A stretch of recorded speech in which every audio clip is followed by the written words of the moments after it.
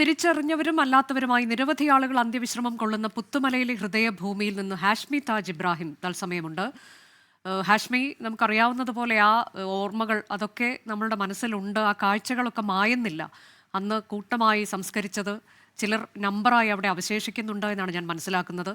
ഇപ്പോഴും അവിടെ ചെന്ന് കളിപ്പാട്ടങ്ങളൊക്കെ വച്ചിട്ട് പോകുന്ന കുട്ടികളുണ്ട് എന്നൊക്കെ വായിച്ചറിഞ്ഞിട്ടുണ്ട്, കേട്ടറിഞ്ഞിട്ടുണ്ട്. ആ ഹൃദയഭൂമിയിൽ നിൽക്കുമ്പോൾ എന്താണ് പറയാനുള്ളത്? ഉറപ്പായും അനുജ, ഹൃദയവേദനയോട് മാത്രമേ ഹൃദയഭൂമി നമുക്ക് നിൽക്കാൻ കഴിയുകയുള്ളൂ. അനുജ നേരത്തെ പറഞ്ഞതുപോലെ 1 വർഷം മുമ്പ് ഈ സ്ഥലത്തെ ഓർമ്മകൾ ഇങ്ങോട്ടേക്ക് മൃതദേഹങ്ങൾ വരുന്നതും അവിടെ സംസ്കരിക്കുന്നതും കൂട്ടമായി സംസ്കരിക്കുന്നതും കയ്യും കാലും പോലും ഓരോ മൃതദേഹമായി കണക്കാക്കുന്നതും ഒക്കെ തന്നെയായിരുന്നു. ഇവിടെ ഇപ്പോ ആദ്യമോൾ മുതൽ റമ്മലത്ത് വരെയുള്ളവരുടെ ഇങ്ങനെ മരണമില്ലാത്ത ഓർമ്മകൾക്ക് ഒരാണ്ട് നമ്മൾ ഇങ്ങനെ വെക്കുന്നു. ഇവിടെ അവരുടെ ബന്ധുക്കൾ ഒക്കെ എത്തുന്നുണ്ട്.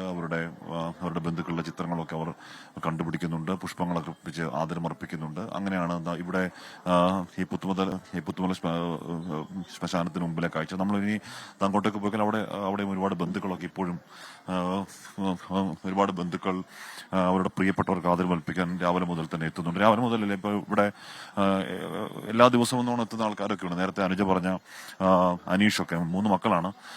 അവരുടെ കുഴിമാടത്തിൽ ചോക്ലേറ്റും കളിപ്പാട്ടങ്ങളും ഒക്കെ വെക്കുന്ന അനീഷിനെയൊക്കെ നമ്മൾ അന്ന് വന്നപ്പോഴും കണ്ടിരുന്നു. ഇപ്പോഴും അവരിവിടെ ഉണ്ട്. അവർക്ക് ആദരമർപ്പിക്കാൻ ഒരു കിടന്ന പൂക്കളൊക്കെ അർപ്പിക്കാൻ ഇവിടെ അവരുടെ ബന്ധുക്കളൊക്കെ ഇങ്ങോട്ടേക്ക് എത്തിയിരിക്കുന്നു. ഇവിടെ ഈ സംഘടനകൾക്ക് സാമ്പ്രാണിത്തിരി കത്തിച്ചും പുഷ്പങ്ങളിട്ടും ഒക്കെ അവരുടെ പ്രിയപ്പെട്ടവരുടെ ഓർമ്മകളെ ഓർത്തെടുക്കുകയാണ്. ഇവിടെ 1 വർഷമായിട്ടുള്ളൂ അനുജ. സ്വാഭാവികമായും അങ്ങനെ ആ ഓർമ്മകൾ അങ്ങനെ വളരെ സജീവമായി നിൽക്കുന്ന ഓർമ്മകൾ ഇവിടെ വന്ന് നിർനിമേഷ സങ്കടത്തോടെ നിൽക്കുന്ന കുറെ അധികം മനുഷ്യരെ നമ്മൾ ഇവിടെ വന്നപ്പോൾ കണ്ടിരുന്നു. ഒരുപക്ഷെ ഈ കല്ലറ ഏറ്റവും വേദന ഉണ്ടാക്കുന്ന ഈ ചെറിയ ശവപ്പെട്ടികൾക്കാണ് ഏറ്റവും കൂടുതൽ വെയിറ്റ് എന്ന് പറയും പോലെ ഈ കല്ലറ ഏറ്റവും വേദന ഉണ്ടാക്കുന്ന ഒരു കല്ലറയാണ്. കല്ലറ നിവേദിന്റെയും ധ്യാന്റെയും ഇഷാന്റെയും കല്ലറയാണത്. അവിടെ ചെറിയ കളിപ്പാട്ടങ്ങൾ കാണാം. ചെറിയ ടിപ്പർ, ധ്യാനൊക്കെ ഇഷ്ടമുള്ള കളിപ്പാട്ടം ടിപ്പറാണ്, കുഞ്ഞു ടിപ്പർ. ആ ടിപ്പർ വെച്ചിട്ടുണ്ട്. വാഹനങ്ങൾ അവിടെ വെച്ചിട്ടുണ്ട്. ഇവിടെ കഴിഞ്ഞ ക്രിസ്മസ് ട്രീ ഒക്കെ വെക്കുന്നൊക്കെ അന്നൊക്കെ നമ്മളിവിടെ വന്നിരുന്നു. അനുജ വന്ന് നമ്മളതൊക്കെ പ്രേക്ഷകരെ കാണിച്ചതുമാണ്. ചോക്ലേറ്റ് അടക്കം അവിടെ വെച്ചുകൊണ്ട് ഇവിടെ എല്ലാ ദിവസവും ഒന്നോണം ഈ നിവേദിന്റെയും ധ്യാന്റെയും ഇഷാന്റെയും അനീഷും അമ്മയും അവിടെയും ഇവിടെ വന്ന് ഇങ്ങനെ നിർനിമേഷമായി നിൽക്കുന്ന കാഴ്ച, ആ കാഴ്ച തന്നെ വേദനയുടെ കാഴ്ചയാണ്.